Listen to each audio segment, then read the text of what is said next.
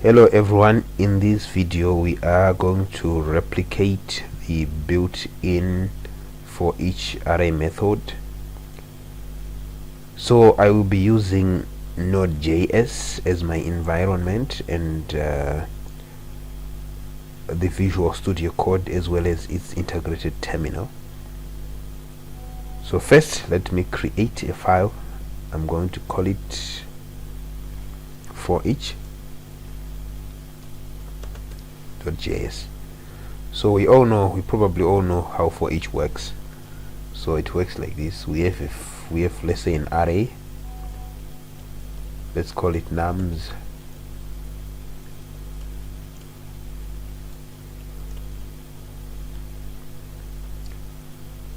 and we'll do something like this: nums dot for each.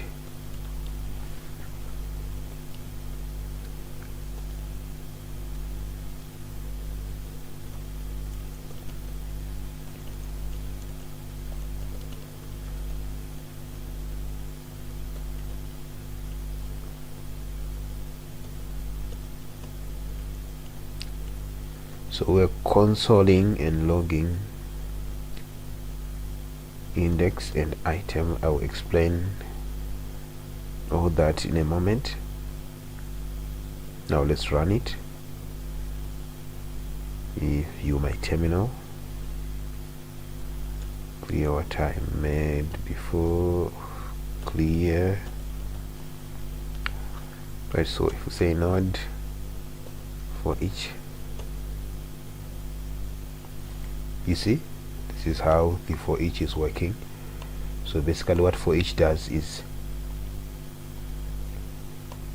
it takes an array, right? On an array it calls a function for each item. Okay, so behind the scenes it's iterating over an array, and for each item of the array it will call this function. It will call a function which you would have given to it.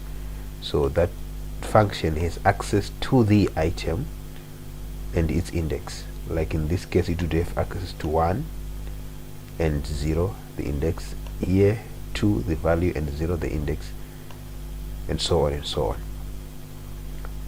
So what it's doing is just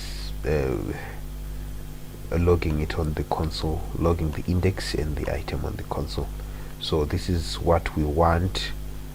This is how we want our own version of for each work to work. So, and if you also notice, the for each runs connected to the array like this. So we have array name and then the function for each, or the method for each. So how do we achieve that? Well, we have to do something that is actually not considered as a best practice. We say array dot prototype dot, we are going to call our own for each as for every is equal to function, which works exactly like the for each, meaning takes in a function, and what it does is it iterates over the array. So how do we access the array? In this case the array is actually in this keyword. So we say const array is equal to this keyword. So then let's loop over using the classic loop. It's an array dot length I plus plus, and then for every item we need to call the func with what? With array item, as well with array the current item of the array as well as its index. Now it's done. Now to test it, let's do exactly how we did with the for each, but now this is our for every, which now works exactly the same as for each. Okay, then we console .log, started with index, and then item. Now let's run it.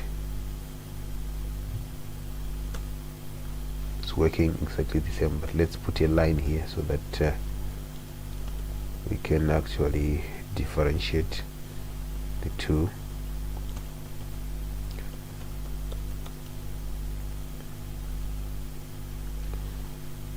Right, let me clear my console first, rerun it. You see, it's exactly the same. So let me explain again one more time. So array.prototype.forEvery, the reason why we did this is we want this for every to be available on the array. Okay, we want it to be available on the array as a method on the array, and of course it is a function, right? In that function we have access to the this keyword, which refers to the array we are calling the for everyone. Okay, so we are going to loop through that array here and then call this func, right, for every item.